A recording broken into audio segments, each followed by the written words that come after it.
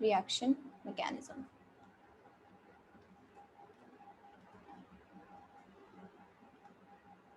और इसमें सबसे पहली चीज़ जो हम पढ़ने वाले हैं वो कार्बोकेटाइंस के बारे में है। कार्बोकेटाइंस के बारे में थोड़ी बहुत चीज़ें पढ़ी हैं हमने पहले भी, तो जो पढ़ी है वो मुझे बताना, ठीक है।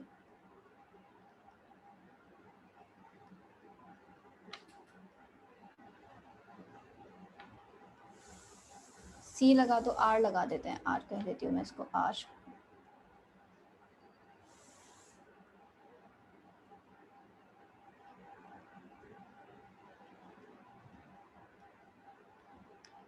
और प्लस। कैसा स्ट्रक्चर पढ़ा था हमने कार्बोकेटाइन का? Trigonal planar. हाँ, ट्राइगोनल प्लेनर है ये भी मैंने बताया था कि ऑल्दो से प्लेनर बोल रही हूँ लेकिन मैं above the plane below the plane दिखा रही हूँ। इसका reason I have told you, ठीक है, क्योंकि एक ये बस देखने का तरीका है, क्या मतलब हम किस तरफ से देख रहे हैं, लेकिन ये है एक प्लेन में पूरा मॉलिक्यूल। हाइब्रिडाइजेशन क्या आती है इसकी? sp2।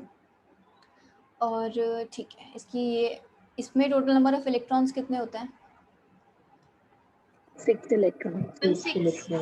6 इलेक्ट्रॉन्स। तो इलेक्ट्रॉन रिच है, इलेक्ट्रॉन डेफिशिएंट है? डेफिशिएंट। इलेक्ट्रॉन डेफिशिएंट है, गुड। ठीक है, तो काफी जगह पे इलेक्ट्रोफाइल की तरह ही काम करेगा। इलेक्ट्रॉन डेफिशिएंट है, इसकी स्टेबिलिटी इलेक्ट्रॉन रिलीजिंग ग्रुप से इंक्रीज होगी, डिक्रीज होगी? इंक्रीज। मैम इंक्रीज होगी। Stability, electron withdrawing, decrease stability. ठीक है, तो ये सारी चीजें हमने करी थी इसके बारे में। तो बेसिक चीज़ें हमें पता है कि हाइपर कॉन्जुगेशन हमने प्लस आई के अकॉर्डिंग इसकी स्टेबिलिटी देखी थी, हमने हाइपर कॉन्जुगेशन की इसके अकॉर्डिंग इसकी स्टेबिलिटी देखी थी। हमें जो मेजर फैक्टर लेना था, डोमिनेंट फैक्टर कौन सा था इंडक्टिव इफेक्ट और हाइपर कॉन्जुगेशन में से? बोलो। Hyper conjugation. Hyper conjugation. हाँ, हाइपर कॉन्जुगेशन था। तो हाइपर कॉन्जुगेशन के अकॉर्डिंग हमें कार्बोकेटाइंस की स्टेबिलिटी देखनी होती है। तो जिसमें हाइपर कॉन्जुगेशन ज़्यादा होगा उसमें स्टेबिलिटी बहुत ज़्यादा होगी। ठीक है, तो ये सारी चीज़ें हम कार्बोकेटाइंस के बारे में पढ़ चुके हैं। अब जो हम नई चीज़ पढ़ने वाले हैं, ये हम रीअरेंजमेंट पढ़ेंगे, रीअरेंजमेंट इन कार्बोकेटाइंस।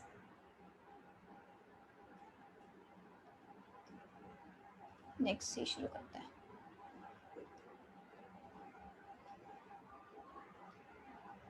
रीअरेंजमेंट इन कार्बोकेटाइंस।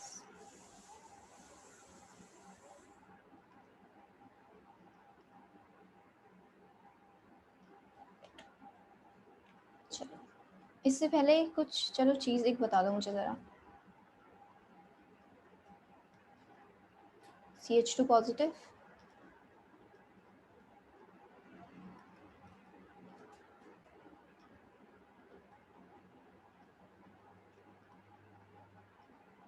इसमें स्टेबिलिटी ऑर्डर बताना मुझे। First, third, second. 1 3 second. 1 3 second. ठीक है, ठीक है ना, ये तो रेजोनेंस स्टेबलाइज्ड है, तो सबसे ज़्यादा होगा ये नॉर्मल। इस पे प्लस आई इफेक्ट और हाइपर कॉन्जुगेशन लग सकता है, और इसमें ये तो सबसे ज़्यादा अनस्टेबल होता ही हमने देखा था। Phenyl carbocation is very unstable क्योंकि sp2 पे है। तो रीअरेंजमेंट इन कार्बोकेटाइंस, अब रीअरेंजमेंट देखते हैं। CH3 CH CH3 CH2 Br।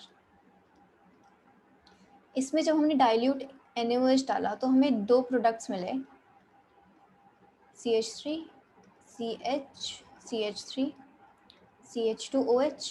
क्या ये Br की जगह OH आ जाएगा NaOH डाल के, या फिर CH3 COH, यहाँ पे आएगा OH, CH3 और CH3, एक प्रोडक्ट ये मिला। तो इसमें अगर हम मेजर और माइनर की बात कर रहे थे तो मेजर प्रोडक्ट ये था और माइनर प्रोडक्ट ये था। ठीक है, अब डाइल्यूट NaOH का जो मैकेनिज्म होता है, हम ये मैकेनिज्म आगे करेंगे कि SN1 होता है और इसमें क्या कार्बोकेटाइन बनता है। तो इस मैकेनिज्म में कार्बोकेटाइन तो बन रहा है, मतलब अभी के लिए याद रख लो, अगर नहीं भी पता कि इस मैकेनिज्म में कार्बोकेटाइन बन रहा है, तो एक कार्बोकेटाइन कहाँ, CBr बॉन्ड या पोलर जो है, तो एक कार्बोकेटाइन तो यहाँ बन सकता है, तो उसकी जगह OH आ गया। अब यहाँ पे OH आए तो उसका रीजन क्या होगा, अब कार्बोकेटाइन तो बन रहा है मैकेनिज्म में, तो इससे यही सब रिजल्ट्स निकले। और काफ़ी जैसे मतलब इंटरमीडिएट्स के बारे में जान के, क्या कार्बोकेटाइन में क्या होती है, इंटर रीअरेंजमेंट भी होती है। किस किस तरीके की रीअरेंजमेंट होती है देखते हैं। देखो Br माइनस यहाँ से निकला, CH3 है, CH CH3 CH2 प्लस। ठीक है, इसमें OH माइनस डल जाता तो हमें क्या मिल जाता अगर मैं इसको फर्स्ट नाम दे दूँ और इसको मैं सेकंड दे दूँ, तो यहाँ से मुझे अपना फर्स्ट प्रोडक्ट मिल जाता, कोई दिक्कत ही नहीं थी, ठीक है। लेकिन क्या हुआ यहाँ पे, ये जो हाइड्रोजन है इसके एडजेसेंट पे ये शिफ्ट हो जाएगा, इस कार्बन पे आ जाएगा, इसको हम क्या बोलते हैं, 1,2 हाइड्राइड शिफ्ट। Yes ma'am. ठीक है, CH3 CH, तो कुछ ऐसी ट्रांजिशन स्टेट बनेगी इसमें कि एक बॉन्ड, ये CH बॉन्ड टूट रहा है और ये इस H और इस C के बीच में क्या है, बॉन्ड बन रहा है। तो इस वजह से हमने दोनों बॉन्ड्स क्या दिखा दिए, डॉटेड दिखा दिए, CH3 और इस पे क्या है, पॉजिटिव चार्ज ओवरऑल, मतलब ऊपर दिखा दिया यहाँ पे। फिर जब ये शिफ्ट हो जाएगा फाइनली तो कैसे बनेगा, CH3 C plus CH3 CH3 और इसमें मैंने OH माइनस डाला, तो मुझे क्या प्रोडक्ट मिल रहा है, 2। ठीक है, तो कार्बोकेटाइन आपस में रीअरेंज होते हैं, क्यों होते हैं रीअरेंजमेंट का रीज़न क्या है, ये क्या है, यहाँ पे है प्राइमरी कार्बोकेटाइन और यहाँ पे क्या बन रहा है, 3 डिग्री कार्बोकेटाइन। तो 3 डिग्री कार्बोकेटाइन ज़्यादा स्टेबल है प्राइमरी कार्बोकेटाइन से। इस वजह से कार्बोकेटाइन जब भी इंटरमीडिएट बनेगा हमारे मैकेनिज्म में, तो वो हमेशा पहले किस में कन्वर्ट होना चाहेगा, मोस्ट स्टेबल कार्बोकेटाइन में। उसको जो भी पॉसिबिलिटी मिलेगी, अभी तो हम हाइड्राइड शिफ्ट देख रहे हैं, मिथाइल शिफ्ट भी पढ़ेंगे, रिंग एक्सपेंशन रिंग कॉन्ट्रैक्शन भी पढ़ेंगे, ये सब उसको जो भी पॉसिबिलिटी दिखेगी वो करना चाहेगा क्या, अपने आप को ज़्यादा स्टेबलाइज करने के लिए, उसके बाद फाइनल वो प्रोडक्ट देगा। ठीक है, तो कार्बोकेटाइन का काम क्या है, फॉर्म होगा, पहले वो देखेगा कि वो मोस्ट स्टेबलाइज हो सकता है नहीं हो सकता, अगर हो सकता है तो फिर वो चीज़ें करेगा जिसके थ्रू वो हो सकता है। फॉर एग्जांपल अभी जो हमने देखा 1,2 हाइड्राइड शिफ्ट करी उसने, फिर वो मोस्ट स्टेबल में कन्वर्ट होगी, फिर वो फाइनली रिएक्ट करके क्या देगा, मेजर प्रोडक्ट देगा। ठीक है, तो इसमें एक जो रूल ऑफ थंब है वो क्या करना है कि stability of carbocation should increase after rearrangement. अगर वो उसकी स्टेबिलिटी इंक्रीज नहीं होगी तो रीअरेंजमेंट वरना हो क्यों रही है। ठीक है, तो रीअरेंजमेंट के बाद उसकी स्टेबिलिटी इंक्रीज होनी चाहिए, वरना कोई ज़रूरत नहीं है रीअरेंजमेंट करने की। शुड इंक्रीज आफ्टर रीअरेंजमेंट, यहाँ पे इंक्रीज हो रही थी, 1 डिग्री से 3 डिग्री बन रहा था, तो रीअरेंजमेंट हुई है। ठीक है, अब नेक्स्ट देखते हैं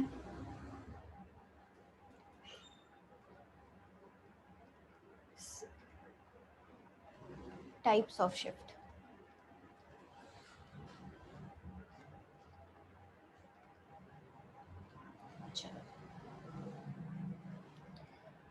पहली तो है अभी जो हमने करी 1,2 हाइड्राइड शिफ्ट। ठीक है, इसको 1,2 हाइड्राइड शिफ्ट को ऐसे भी लिख सकते हैं और 1,2 हाइड्राइड शिफ्ट बाकी है ऐसे। 1,2 मिथाइल शिफ्ट भी होती है,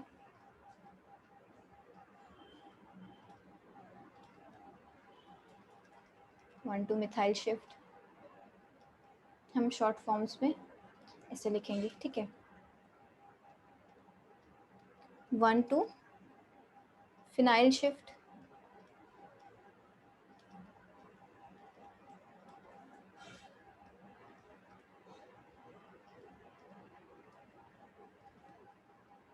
और 1,2 एराइल शिफ्ट।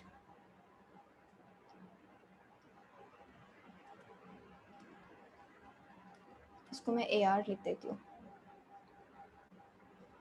अब ये एराइल शिफ्ट और फिनाइल शिफ्ट में क्या डिफरेंस होगा, बोलो बोलो।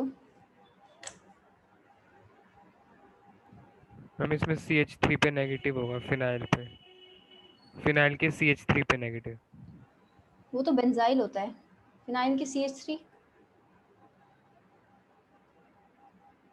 ये मेरी फिनाइल है, इधर CH3 का है, मतलब ये कहीं से अटैच्ड है किसी से भी।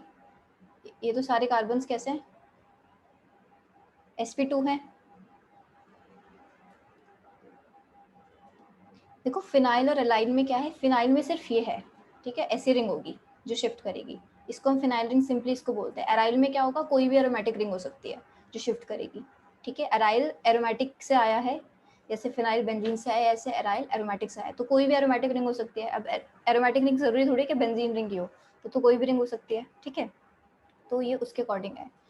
तो ये जो शिफ्ट होगा, स्पीड ऑफ बेसिकली माइग्रेशन हो रही है, migration of hydrogen migration, hydride migration मान लो, मिथाइल का माइग्रेशन मान लो, फिनाइल का मान लो, एराइल का मान लो। तो ये जो स्पीड ऑफ माइग्रेशन होती है ये किस पे डिपेंड करेगी?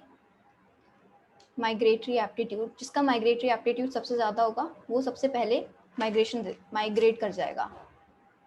और माइग्रेटरी एप्टीट्यूड जनरली किस पे डिपेंड करेगा? इलेक्ट्रॉन डेंसिटी पे। ठीक है, जनरली, नॉट ऑलवेज। काफ़ी और फैक्टर्स देखेंगे इसमें क्या क्या होने वाला है, तो चलेंगे आराम से इसमें। अब देखो कुछ ऑर्डर लिख लो, या कुछ ग्रुप्स हो तो उनमें हम ऑर्डर कैसे देखेंगे? Order of migratory aptitude.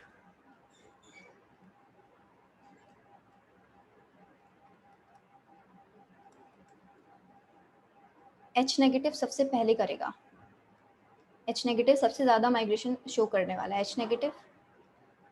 फिर फिनाइल्स आते हैं, फिर 3 डिग्री, फिर 2 डिग्री, फिर 1 डिग्री, एंड देन लास्ट में मिथाइल आते हैं।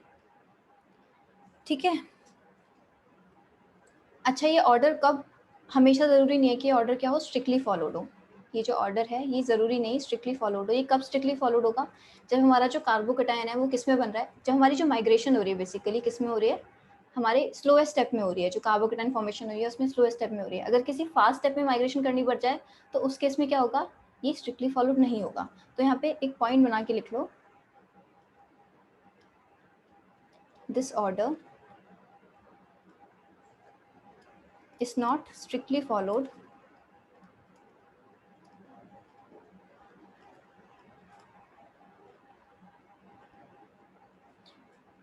when migration takes place in the fast step.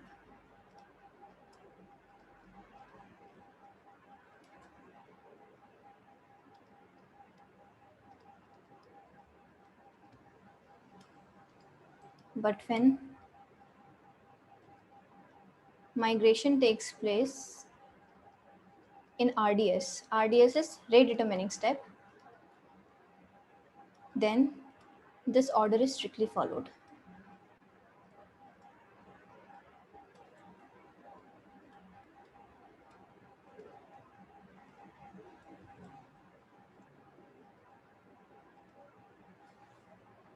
चलो ठीक है, नेक्स्ट पेज पे आऊँ। एक और चीज़ लिख लो इसमें, H माइनस जो फास्टेस्ट करता है, H minus migrates fastest may be due to its light weight. मतलब वो काफ़ी छोटा है, उसके लिए कहीं भी जाना बहुत ईजी है। और जो भी हम माइग्रेशन वाले जो ग्रुप्स की बात कर रहे हैं उसमें H माइनस सबसे छोटा है, उसके लिए जाना बहुत ईजी है, बहुत हल्का है, वो लाइट वेट है, इस वजह से शायद उसकी माइग्रेशन क्या है सबसे ज़्यादा फास्ट होती है। Fastest may be due to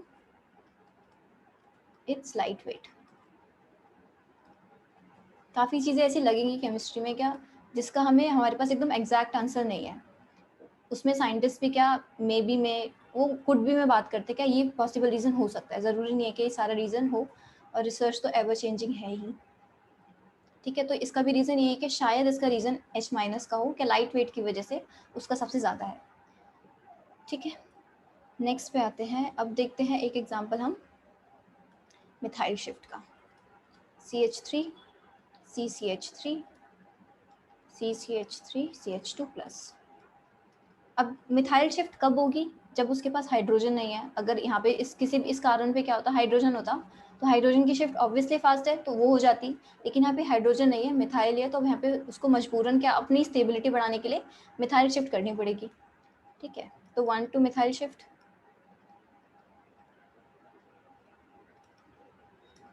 तो इसमें कैसा स्ट्रक्चर बनेगा कुछ C। अभी C जो है कुछ ऐसी बॉन्डिंग करेगा क्या, नीचे वाला C भी हो सकता है, ये कोई भी C इसमें से माइग्रेशन कर सकता है बेसिकली जो भी उसके पास है।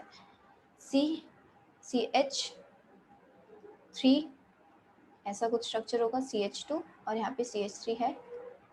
और इसमें मैं दिखा देती हूँ पॉजिटिव चार्ज के अंदर पॉजिटिव चार्ज है। ठीक है, अगर इसे देखोगे ध्यान से स्ट्रक्चर कुछ कैसा दिखेगा, CH2 CH2 H और इस कार्बन पे प्लस। ये स्ट्रक्चर कुछ देखने में कैसा लगता है, प्रोटोनेटेड साइक्लोप्रोपेन की तरह।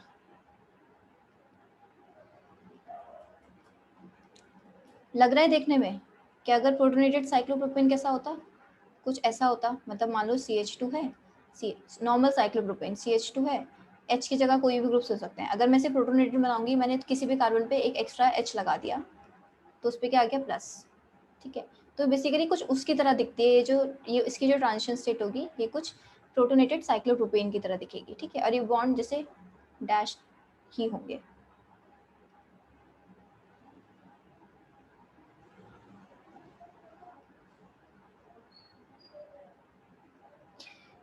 फाइनली क्या होगा, ये मिथाइल पूरा इस वाले कार्बन पे शिफ्ट हो जाएगा, तो CH3 CCH3 CH2, उसके बाद CH3 और इस वाले कार्बन पे क्या पॉजिटिव। यहाँ पे कैसा था 1 डिग्री, यहाँ पे कैसा है 3 डिग्री। इस वजह से ज़्यादा स्टेबल हो गया मिथाइल शिफ्ट के बाद, तो क्या है इस वजह से क्या है ये रीअरेंजमेंट पॉसिबल हुई है, ठीक है। अब मेरे पास इसमें जगह नहीं है, एक चीज़ देखते हैं। अगर क्या हो मेरे पास, मैंने एक बात बताई कि किस पे डिपेंड करती है, इलेक्ट्रॉन डेंसिटी पे डिपेंड करती है जो माइग्रेशन का एप्टीट्यूड होता है, ठीक है। अगर मेरे पास ग्रुप है CH3 CH3 CH2 plus CH2 CH3, तो इस केस में किसका माइग्रेशन होना चाहिए। इस कार्बन पे क्या क्या ग्रुप्स है, एक मिथाइल, दूसरा मिथाइल और एक क्या है इथाइल, तो किसका माइग्रेशन होना चाहिए।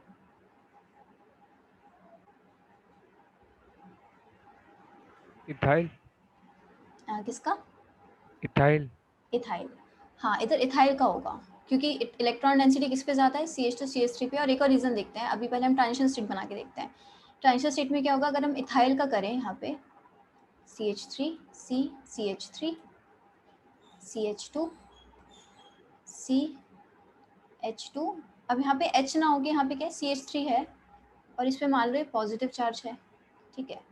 इस पॉजिटिव चार्ज को स्टेबलाइज करने के लिए क्या है, इसका प्लस आए है। जो ट्रांजिशन स्टेट स्टेबलाइज हो रही है इस वाली ट्रांजिशन स्टेट के कंपैरिजन में ये वाली ट्रांजिशन स्टेट क्या है, ज़्यादा स्टेबल है ना। Yes ma'am. तो इस वजह से अगर मेरे पास ऑप्शन हो मिथाइल शिफ्ट या इथाइल शिफ्ट कराने का, तो किसको कराऊंगी मैं, इथाइल को कराऊंगी। बेसिकली जैसे कार्बन चेन इंक्रीज होगी या ब्रांचिंग इंक्रीज होगी, मतलब जहाँ पे भी तुम्हें जिस भी, अगर एलिफेटिक चेन्स की बात कर रहे हैं तो अगर उसमें जिसमें प्लस आई ज़्यादा मिल रहा होगा, हमें उसकी क्या करनी है प्रेफरेबली मिथाइल शिफ्ट, उसकी मतलब ये एल्काइल शिफ्ट करानी है, उस केस में हम एल्काइल शिफ्ट बोलेंगे, क्योंकि मिथाइल तो सिर्फ CH3 है। तो CH3 CCH3 CH2 CH2 CH3 है, पूरा का पूरा इथाइल शिफ्ट हो गया और उसमें पॉजिटिव आ गया। ये 3 डिग्री कार्बन, कार्बोकेटाइन है 1 डिग्री, ठीक है। तो इस केस में ये इथाइल शिफ्ट हुई है। अब ये लिख लिया तो मैं इस पेज को क्लियर कर दूं, क्योंकि इसके आगे नहीं जा सकती मैं। Yes ma'am. चलो सबने लिख लिया ना पक्का। मैं ये इस पेज का जो भी लिखा है इसको हटा रही हूँ।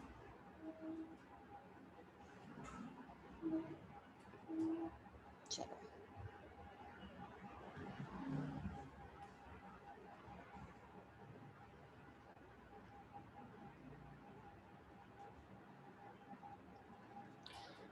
अगर अब मेरे पास हो CH3 CH2 CCH3 CH2 positive और CH3 CH3, अब बताओ कौन सा ग्रुप माइग्रेट करेगा।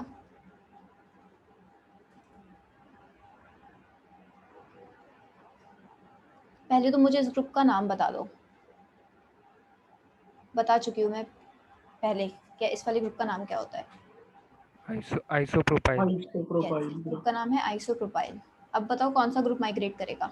हम आइसोप्रोपाइल ही करेगा। हाँ, क्योंकि आइसोप्रोपाइल का ही माइनस आई सबसे ज़्यादा है। अगर मैं इथाइल का कंपैरिजन करूँ, मिथाइल का करूँ और आइसोप्रोपाइल का करूँ, तो प्लस आई मैक्सिमम है फॉर आइसोप्रोपाइल इसके लिए। तो यहाँ पे भी सेम चीज़ हम बना सकते हैं, ठीक है। बार बार ये मैं बना के दिखा रही हूँ क्योंकि स्टार्टिंग में जैसे तुम्हें आदत पड़ जाए, लेकिन जब खुद करोगे क्वेश्चंस में तो तुमसे कोई रिटर्न मांग नहीं रहा, बस तुम्हें फाइनल आंसर चाहिए। तो उसके अकॉर्डिंग तुम खुद से बिना मैकेनिज्म ड्रॉ करे अगर आंसर बता पा रहे हो तो अच्छी बात है, लेकिन गलत मत करना। अगर डाउट हो तो बना के देख लेना। CH3 plus CH3 CH2 CCH3 CH2 CH3 CH3 positive. ठीक है, तो यहाँ पे क्या शिफ्ट हुई है, आइसोप्रोपाइल शिफ्ट हुआ है। यहाँ की ट्रांजिशन स्टेट में जो प्लस आई मिल रहा है इस ग्रुप का वो और भी ज़्यादा है, प्लस आई। ठीक है, transition state stabilise due to plus I.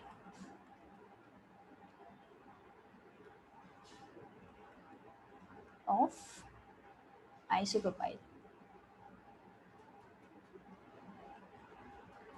Isopropyl नहीं, आइसोप्रोपाइल पे जो ग्रुप्स हैं बस प्लस आई लिख लो। इन मिथाइल का जो प्लस आई लग रहा होगा वो। ठीक है, चलो सिमिलरली एक और example, isopropyl CET tertiary butyl और CH2 प्लस। अब बताओ इसमें कौन सा होगा शिफ्ट? Tertiary butyl. जिसमें टर्शरी ब्यूटाइल होगा। टर्शरी ब्यूटाइल का स्ट्रक्चर होता है ऐसा। ठीक है, यहाँ से जुड़ा होगा वो। तो अब मैं इसमें मैकेनिज्म नहीं बना रही, सीधे डायरेक्ट क्या बना रही हूँ, CH2 और यहाँ पे टर्शरी ब्यूटाइल। टर्शरी ब्यूटाइल कुछ ऐसा होगा, ये वाला, और ये पॉजिटिव। चलो ठीक है, यस मैम। इसको मैं हटाती हूँ, ड्राइंग से हटा रही हूँ। ठीक है,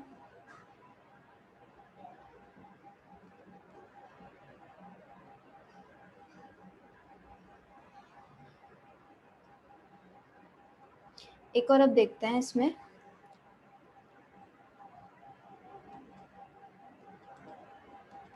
कोई भी ग्रुप्स हैं और साथ में क्या लगाए, फिनाइल लगाए, तो इस केस में क्या होगा हमारा, फिनाइल यहाँ पे H नहीं है प्रोवाइडेड, कोई C ही है, कुछ भी मान लो CH3 लगा लो, यहाँ पे इथाइल लगा लो।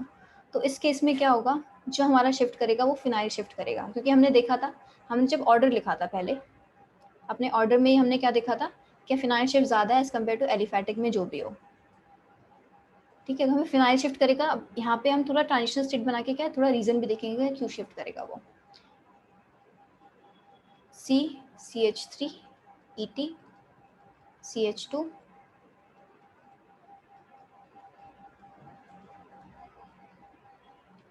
अब इस बॉन्ड से उसने इलेक्ट्रॉन्स दिए होंगे, यानी कि पाई बॉन्ड अगर टूटा होगा थोड़ा बहुत ट्रांजिशन स्टेट में, तो इस पे क्या आएगा, पॉजिटिव चार्ज आया होगा इस कार्बन पे। अब ये पॉजिटिव चार्ज क्या है, डीलोकलाइज्ड है, ऐसे और ऐसे, तो ये पॉजिटिव चार्ज इस पोजीशन पे भी आएगा और इस पोजीशन पे भी आएगा। तो अभी पॉजिटिव चार्ज जो पहले के पॉजिटिव चार्ज किससे स्टेबलाइज हो रहा था, जो मतलब मैंने हटा दिया, वो किससे हो रहा था, प्लस आई से स्टेबलाइज। यहाँ पे क्या स्टेबलाइजेशन है, रेजोनेंस से है, तो ये तो और ज़्यादा स्टेबलाइज्ड है। ठीक है, इस वजह से फिनाइल शिफ्ट होगा इनके कंपैरिजन में, एल्काइल शिफ्ट के कंपैरिजन में फिनाइल जो होगा हमारे फिनाइल शिफ्ट यहाँ पे मेजर प्रोडक्ट देगा। ठीक है, तो अगर मैं इसकी ट्रांजिशन स्टेट थोड़ा और सही से बनाना चाहूँ, कैसे बना सकते हैं, CH3 ET CH2 dotted lines, यहाँ पे भी डॉटेड ही होंगी, डॉटेड ही दिखाना, CH2 del plus del plus del plus, और एक ऐसी स्ट्रक्चर हाइब्रिड, जैसे हम हाइब्रिड दिखाते हैं नॉर्मली, तो पॉजिटिव में कुछ ऐसा हम स्ट्रक्चर दिखा सकते हैं। तो ये हमारी एक्चुअल ट्रांजिशन स्टेट कुछ ऐसी दिखेगी। ठीक है, और हमारा फाइनल क्या हो जाएगा, CHET CCH3 पॉजिटिव CH2 और इस पे PH, ये हमारा फाइनल प्रोडक्ट बनेगा इससे। चलो इसमें एक और चीज़ देखते हैं, माइग्रेटरी एप्टीट्यूड। अगर हमारे पास सिर्फ क्या है, फिनाइल रिंग्स है उस पर, तो अगर मैं इस पर क्या करूँ, ये मतलब यहाँ से कनेक्टेड होंगी, इस पर मैंने क्या लगा दिया, इलेक्ट्रॉन रिलीजिंग ग्रुप लगा दिया। ये नॉर्मल फिनाइल रिंग है जो कनेक्टेड है हमारी किसी भी R ग्रुप से, और एक है अगर जिसमें मैंने इलेक्ट्रॉन विड्रॉइंग ग्रुप लगा दिया, तो किसका माइग्रेटरी एप्टीट्यूड सबसे ज़्यादा होगा, electron withdrawing group. Withdrawing group का सबसे ज़्यादा, मतलब जो विड्रॉइंग वाली होगी वो सबसे जल्दी माइग्रेट करेगी। You are saying this? Ma'am electron releasing. हाँ, यहाँ पे रिलीजिंग ज़्यादा क्या होगी, जल्दी माइग्रेट करेगी as compared to withdrawing group. ये कब होगा, जब हमारे उसमें सारे के सारे, अभी हम देखेंगे आगे कि एक कब रीज़न होने वाला है कि सारे के सारे फिनाइल्स हैं, एग्जाम्पल से ही समझ आएगा। अभी तक जो किया इसमें कुछ डाउट है, इतना जो भी कर रहे हैं यहाँ तक समझ आ गया, उसके बाद हम इसका जो नेक्स्ट जो पार्ट है उसको देखेंगे। अगर डाउट है तो पूछ लो। एक और चीज़ इसमें देख लो, और अगर इलेक्ट्रॉन रिलीजिंग ग्रुप मैंने यहाँ पे लगाया है पैरा पे, और अगर इलेक्ट्रॉन रिलीजिंग ग्रुप मैंने कहाँ लगाया है इसके ऑर्थो पे, जिस कार्बन से वो कनेक्टेड है हमारी चेन से उसके ऑर्थो पे लगाया है, तो ये ज़्यादा जल्दी माइग्रेट करेगा एज़ कम्पेयर टू ये। ऐसा क्यों?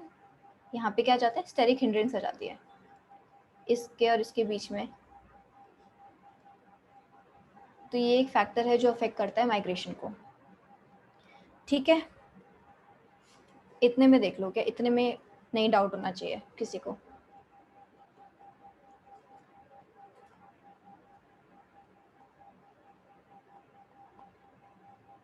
चलो फिर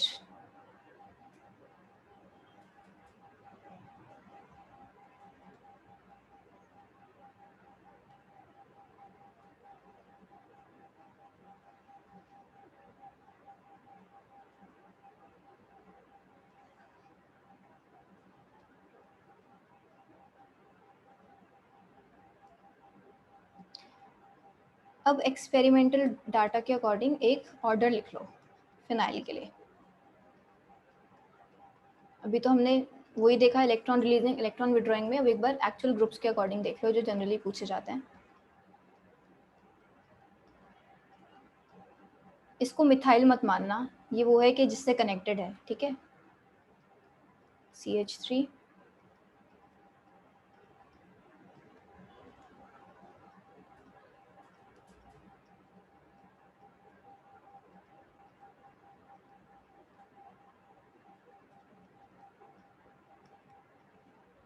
तो जो माइग्रेटरी एप्टीट्यूड होता है वो ऐसा होता है इसका ऑर्डर कुछ।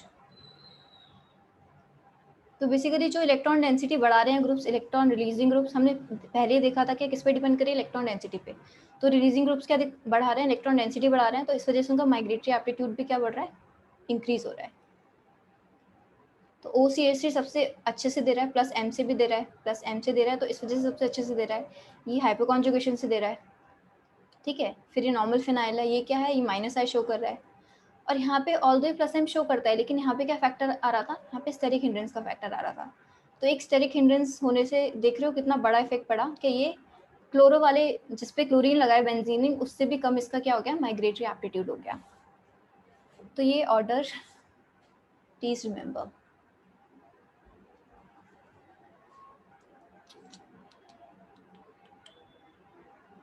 एक चीज देखते हैं, CH3 CH PH CH2 plus, ठीक है।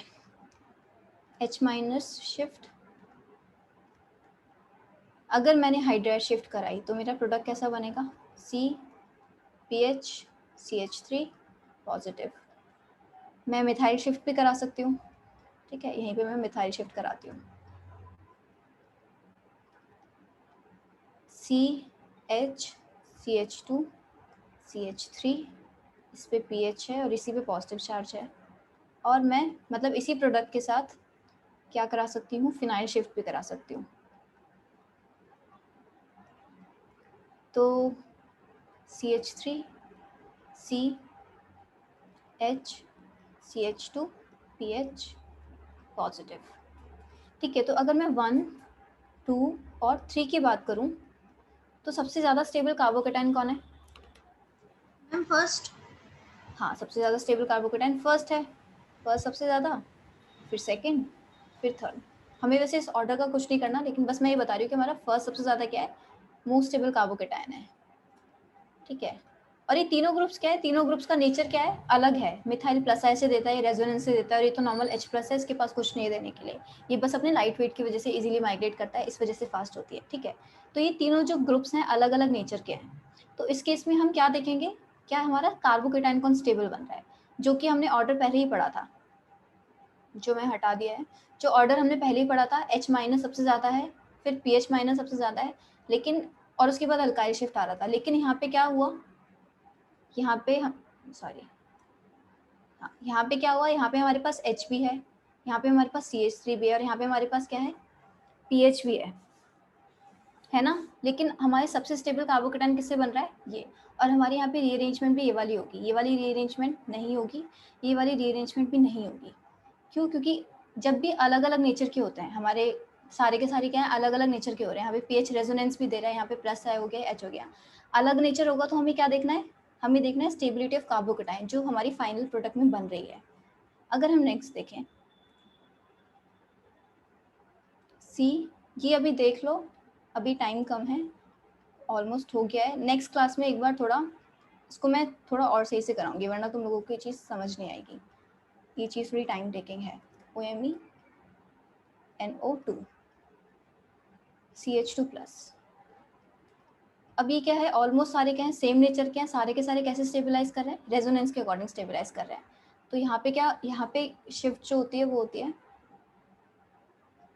जो हमने अभी अभी ऑर्डर में पढ़ा, जिसका ma'am aryl shift, aryl shift तो है, मतलब वैसे तो फिनाइल रिंग है, ये फिनाइल है सारी, फिनाइल पे सब्स्टिट्यूएंट्स लगे हैं, तीनों के तीनों पीएच है। इसमें से सबसे ज़्यादा इलेक्ट्रॉन डेंसिटी किस वाले की है, OMe वाले की। Yes ma'am. तो सबसे, तो इस वजह से ये फास्टेस्ट क्या होगा हमारा, यहाँ पे शिफ्ट होगा OMe। ऑल्दो ये कार्बोकेटाइन देखोगे ये ज़्यादा स्टेबल नहीं है। कार्बोकेटाइन सबसे ज़्यादा स्टेबल कब बनता, जब हम अपने इस वाले पोर्शन को क्या करते, इस वाले अपने फिनाइल रिंग को क्या करते, माइग्रेट करवाते। क्योंकि NO2 तो क्या है, इलेक्ट्रॉन विड्रॉइंग है यहाँ पे, इसको हम करवा देते तो ये तो कार्बोकेटाइन वाले कार्बन के पास से दूर चला जाता। ठीक है, कार्बोकेटाइन स्टेबल सबसे ज़्यादा इससे बनता, लेकिन हमारा फिर भी कौन सा माइग्रेशन हो रहा है, पहले ये वाला। तो जब यहाँ पे सेम नेचर के हो तब हम इनकी क्या देखेंगे, इलेक्ट्रॉन डेंसिटी, क्या सबसे ज़्यादा इलेक्ट्रॉन डेंसिटी किसकी है। ठीक है, और जब हमारे पास क्या हो, ये डिफरेंट नेचर के हो, मतलब ये H है, CH3 है, फिनाइल है, डिफरेंट नेचर के ग्रुप्स हो गए, इस केस में हम क्या देखेंगे, स्टेबिलिटी ऑफ कार्बोकेटाइन।